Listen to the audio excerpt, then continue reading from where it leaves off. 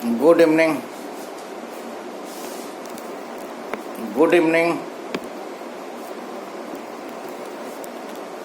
Good evening, sir. Good evening. Now we were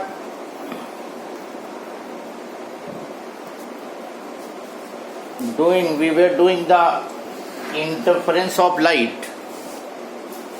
sir Yes. Sir जो spectrum वाला chapter है वो ray optics का पार्ट है फिर wave optics? Spectrum ray optics अच्छा उसमें तो बहुत कम बचा है, सब कुछ तो हट गया कोर्स से. Now we have discussed the condition for constructive interference. Condition for constructive interference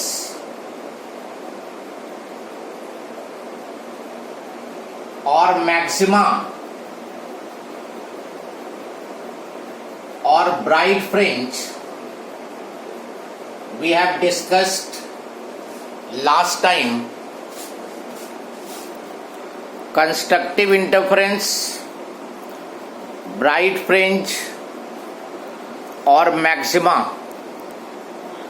इसकी कंडीशन बताई थी फेज डिफरेंस के टर्म में और पाथ डिफरेंस के टर्म में. फेज डिफरेंस के टर्म में था 2n pi, n was 0, 1, 2, 3, 4 and so on. मतलब फेज डिफरेंस अगर 0 हो, 2 पाई हो, 4 पाई हो, 6 पाई हो, इनमें से कोई भी फेज एंगल की वैल्यू होगी, then you will be getting constructive interference. तो तुम्हें कंस्ट्रक्टिव इंटरफेरेंस ऑब्टेन होगा, उस पॉइंट पे ब्राइट फ्रिंज ऑब्टेन होगी या रिजल्टेंट इंटेंसिटी उस पॉइंट पे मैक्सिमम होगी. या पाथ डिफरेंस के टर्म में पाथ डिफरेंस एन लैम्डा को सेटिस्फाई करे, मतलब पाथ डिफरेंस 0 हो, लैम्डा हो, 2 लैम्डा हो, 3 लैम्डा हो and so on, then you will be getting again constructive interference. तो sometimes he will tell you about the phase difference and sometimes it will be telling you in terms of path difference. So accordingly you will see what will happen. और जो resultant amplitude आएगा maxima पे, वो आया था a1 square plus a2 square plus twice a1 a2 cos पाई की जगह cos 2n पाई, और cos 2n पाई 1 होता था. तो ये जो मैक्सिमम आया था ये a1 प्लस a2 आया था. So where you are getting maxima, there the resultant amplitude will be a1 plus a2.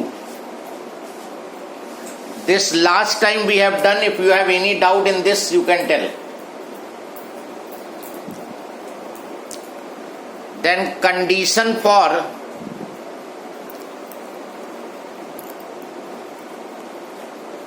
destructive interference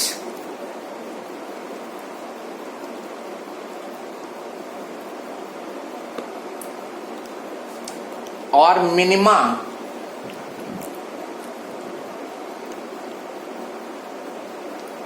और dark fringe.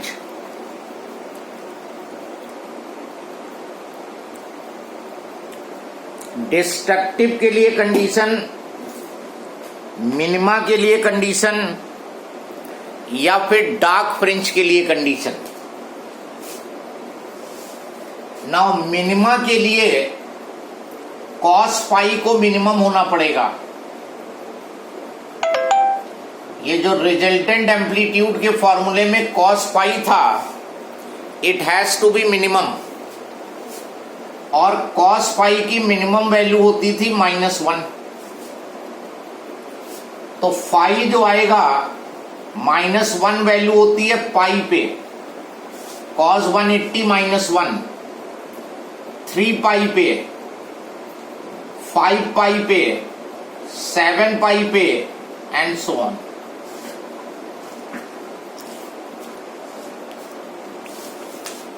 So for these values of phi, you will be getting cos pi minimum. इसका general formula 1357, इसके लिए general formula बनेगा 2n-1 pi. So this is the condition for destructive interference or minima, 2n-1 पाई, मतलब odd number multiple of pi. You will be getting destructive or minima, or you will be getting dark fringe.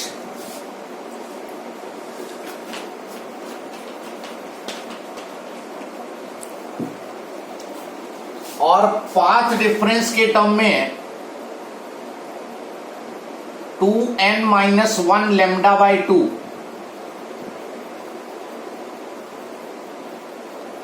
कैसे आया था ये बता दे रहे हैं. Phase difference होता था 2 pi by lambda into path difference. This was the relation you have read in class 11 between phase difference and path difference. तो फेज डिफरेंस ये रख दो 2n-1 पाई, तो करस्पॉन्डिंग पाथ डिफरेंस निकल आएगा.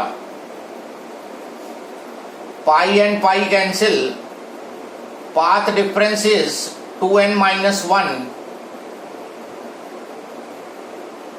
लैम्डा, और ये 2 इधर नीचे आ गया. तो ये कंडीशन.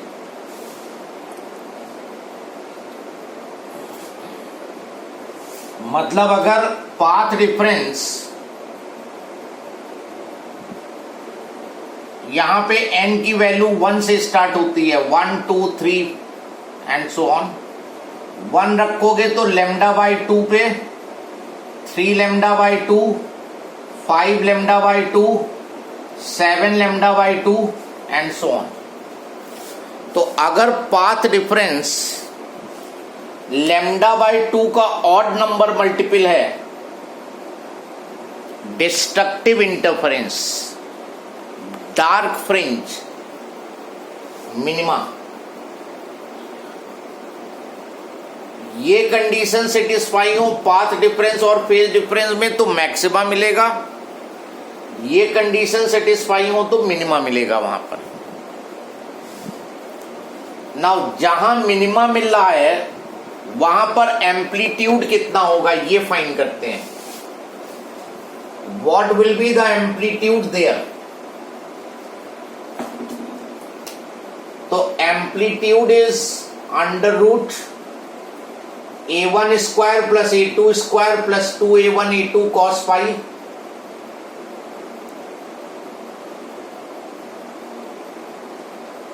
और फाई की जगह पर ये रख दो 2n-1 पाई. और अभी तुमने देखा है 2n-1 पाई -1 होता है, तो ये -1 हो गया. So this a will be minimum a1 square plus a2 square minus 2a1 a2. तो a1 डिफरेंस a2 का होल स्क्वायर, और मिनिमम एम्पलीट्यूड आएगा a1 डिफरेंस a2. तो जहां ब्राइट होगा वहां पर एम्पलीट्यूड एड अप होंगे, and where you are getting dark amplitude subtract होंगे.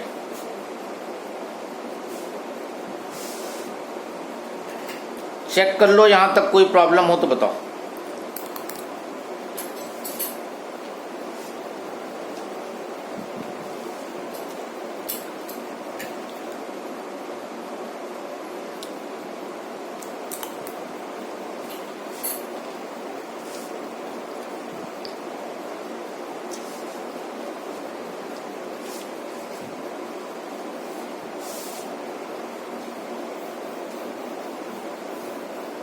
देन नेक्स्ट साइड हेडिंग डालो,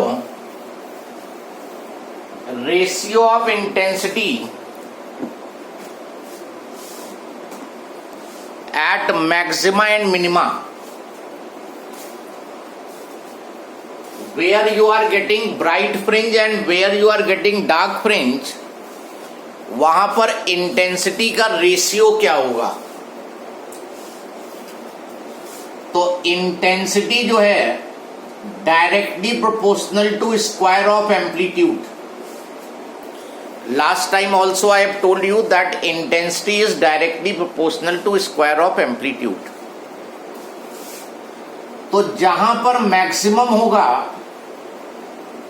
और जहां पर मिनिमम मिलेगा, जहां मैक्सिमम था वहां एम्पलीट्यूड आया था A1 प्लस A2, और जहां मिनिमम मिल रहा है वहां पे एम्पलीट्यूड आया A1 डिफरेंस A2. तो this is the formula you will be using for finding the ratio of intensity at maxima and minima. Maxima और मिनिमा पे इंटेंसिटी का रेशियो निकालने के लिए ये फॉर्मूला यूज करोगे.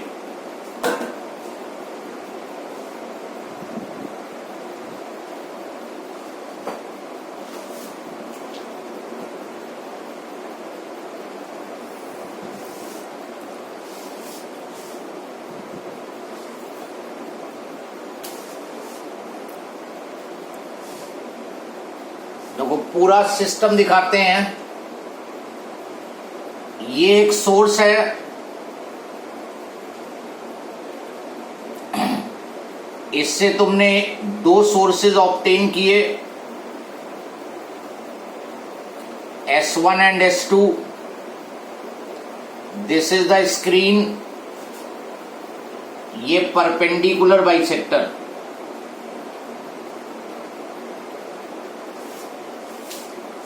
इसको ध्यान से समझना. नाउ इन दोनों सोर्स से लाइट यहां पे आएगी and the point lies on perpendicular bisector of S1 S2. S1 S2 का ये परपेंडिकुलर बाइसेक्टर है. तो अगर ये लेंथ 2 मीटर होगी तो ये भी लेंथ 2 मीटर होगी, और दोनों वेव ने 2 मीटर ट्रेवल किया तो इनके पाथ का डिफरेंस 0 होगा. दोनों ने डिस्टेंस 2 मीटर ट्रेवल किया तो पाथ का डिफरेंस होगा 0. 2 माइनस 2 0. और 0 पाथ डिफरेंस चेक करो जरा. तुमने लिखा है कि 0 पाथ डिफरेंस किसकी कंडीशन में है? मैक्सिमम में है कि मिनिमम में? ढूंढ के बताओ. पीछे मैक्सिमा में. तो यहां पे जब पाथ डिफरेंस 0 आ रहा है तो यहां पर ब्राइट फ्रिंज मिलेगी, मैक्सिमा मिलेगा या कंस्ट्रक्टिव इंटरफेरेंस होगा. नाउ अब इस पॉइंट पे आओ. यहां से जो वेव आएगी उसने इस वेव के कंपैरिजन में कम डिस्टेंस ट्रेवल की है. ये मान लो 1.8 मीटर है और ये 2.2 मीटर है. ऑब्वियस है कि ये कम डिस्टेंस हो जाएगी और ये ज्यादा हो जाएगी. अब दोनों के पाथ में डिफरेंस 2.2 माइनस 1.8 0.4 मीटर का डिफरेंस आया. और मान लो लाइट की वेवलेंथ 0.8 मीटर है. जो लाइट यूज कर रहे हो कि एग्जाम्पल ले रहे हैं, 0.8 मीटर उसकी वो है वेवलेंथ, और यहां पे जो पाथ डिफरेंस आया वो 0.4 आ रहा है. 2.2 में से 1.8 माइनस किया, 0.4 आ रहा है. 0.4 हुआ लैम्डा बाई 2 की वैल्यू. लैम्डा बाई 2 जो है 0.4. तो यहां पे पाथ डिफरेंस इंक्रीज होके लैम्डा बाई 2 हो गया. जरा चेक करके बताओ कि लैम्डा बाई 2 किसकी कंडीशन में दिख रहा है तुम्हें? मिनिमम. तो जाहिर सी बात है कि यहां मिनिमम मिलेगा. इंटेंसिटी जो एम्पलीट्यूड होगा A1 डिफरेंस A2 हो जाएगा. फिर जब यहां पे आए तो ये डिस्टेंस मान लो 1.9 मीटर हो गई, और ये डिस्टेंस और ज्यादा हो गई,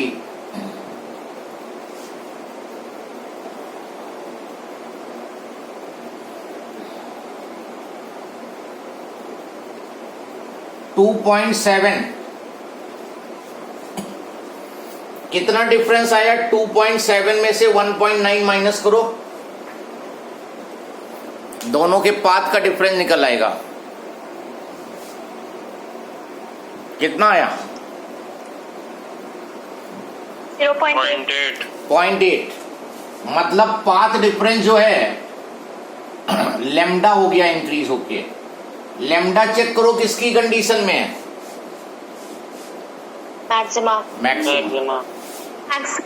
मैक्सिमा मिल जाएगा। फिर और जब ऊपर जाओगे तो पाथ का डिफरेंस और बढ़ेगा, और मान लो ये पाथ डिफरेंस आ रहा है 1.2 मीटर, तो 3 लैम्डा बाई 2 बढ़ के हो गया, और 3 लैम्डा बाई 2 फिर मिनिमा में दिख रहा होगा तुम्हें। इसी तरह इस साइड में मिनिमा पाथ डिफरेंस बदलेगा maxima. So this redistribution of energy minima maxima on the screen due to superposition of waves, that is known as interference. क्यों किसी पॉइंट पे तुम्हें मिनिमा मिला और दूसरे पॉइंट पे मैक्सिमा मिला, उसके लिए ये पाथ का डिफरेंस रिस्पॉन्सिबल होगा।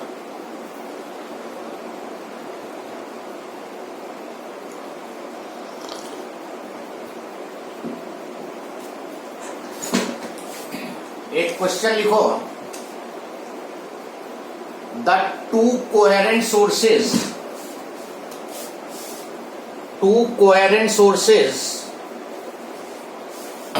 जब एक सोर्स से दो सोर्स ऑब्टेन होते हैं तो ये कोहेरेंट कहलाते हैं। इनको डिस्कस करेंगे कोहेरेंट सोर्सेस को। To coherent sources whose intensity ratio is 100:1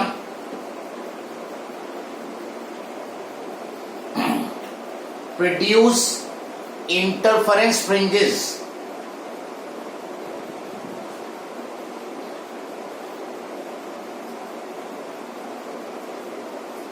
calculate the ratio of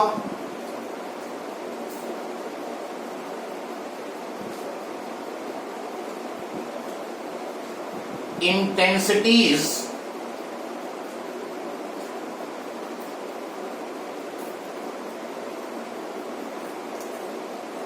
of maxima and minima.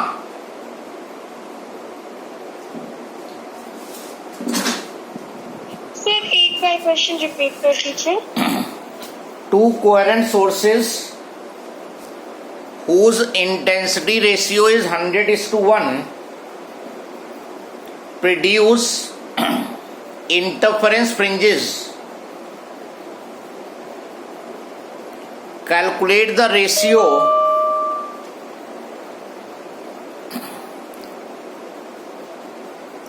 of the intensities of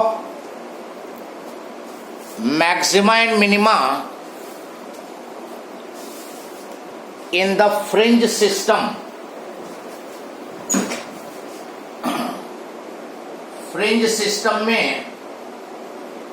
ratio of intensity at maxima and minima find करो।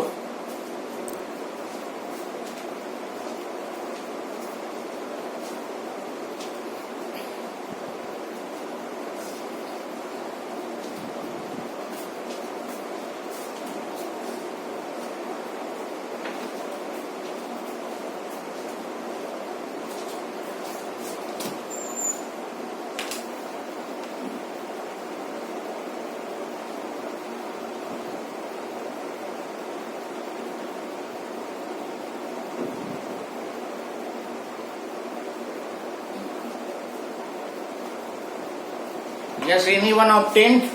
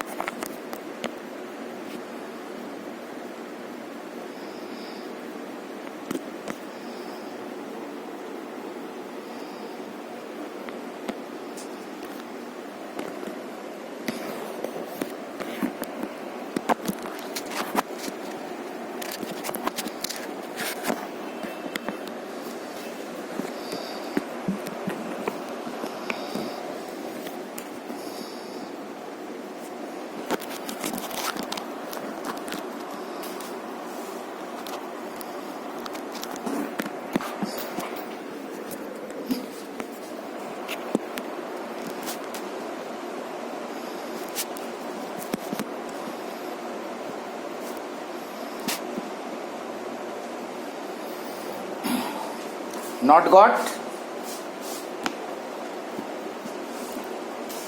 So 1 to 1 is 281. 121 is to 81. Yes, good. Who has answered? So Priya. Good. Now two waves having intensity ratio. ये individual waves की intensity ratio दिया है. I1 इसका है और I2 इसका है. तो I1 upon I2 100:1. This is the intensity ratio of individual wave.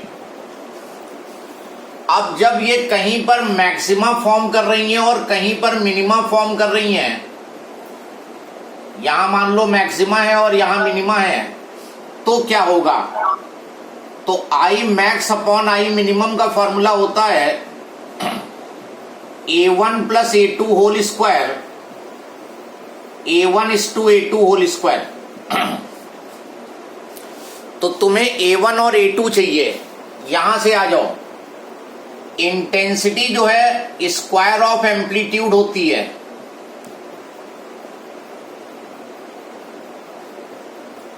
Intensity जो है स्क्वायर ऑफ एम्पलीट्यूड, तो I1 by I2 is A1 square upon A2 square. तो यहां से A1 अपॉन A2 10:1 आएगा अंडर रूट लेने पे. तो A1 की जगह पर